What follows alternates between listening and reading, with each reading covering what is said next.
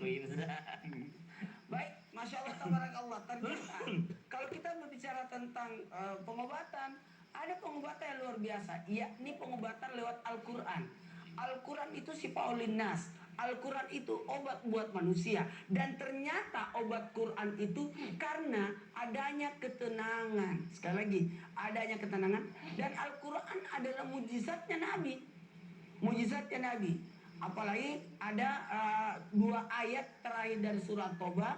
Rasulullah SAW menegaskan, siapa yang membacanya akan dipanjangkan umurnya. Amin. Dan dijaga, dan Nabi menjamin kalau dia baca di pagi hari akan selamat sampai malam. Kalau dia baca di malam hari selamat sampai pagi. Laqad ja'akum rasulun min anfusikum azizun 'alaihi ma anittum harisun 'alaikum bil mu'minina raufur rahim fa in tawallaw faqul hasbiyallahu la ilaha illa huwa alaihi tawakkaltu wa huwa rabbul arsyil azim.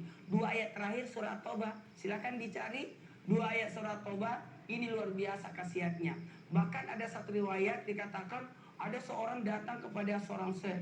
Ini dikatakan anaknya sudah tinggal beberapa bulan. Lantas dibacakan yakni 7 kali di pagi hari, 7 kali di malam hari.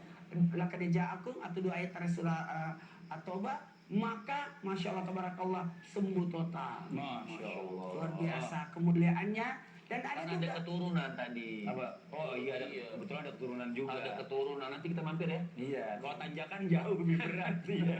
Dan ingat, Al-Quran itu kan menenangkan. Dan ketenangan itu seperdua daripada kesembuhan. Jadi ketika orang tenang itu, apalagi Al-Quran itu bisa dijadikan untuk ruqyah syariah mandiri.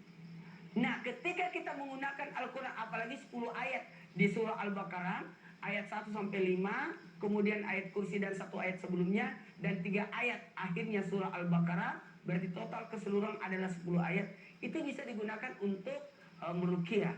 Ditiupkan di air lalu diminumkan. Bahkan tadi sudah jelas Pak Musasam perihal tentang ada orang kena sengatan skala jengking, kemudian dibacakan surah Al-Fatihah dan sembuh. Bahkan kalau memang ini adalah gangguan jin, maaf saya pinjam kata-kata ini, karena kalau kita berkata ini gangguan setan, maka setan itu bertambah besar, lebih besar daripada rumah.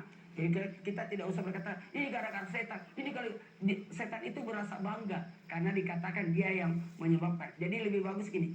Kalau diprediksi dia itu ada gangguan jin, atau ada bacakanlah ini surah Al-Falaq, An-Nas, dibacakan, ditiupkan di air lalu diminumkan. Itu luar biasa. Apalagi kalau kita zikir pagi petang. Di situ ada ayat-ayat ruqyah yang bisa kita gunakan untuk pengobatan.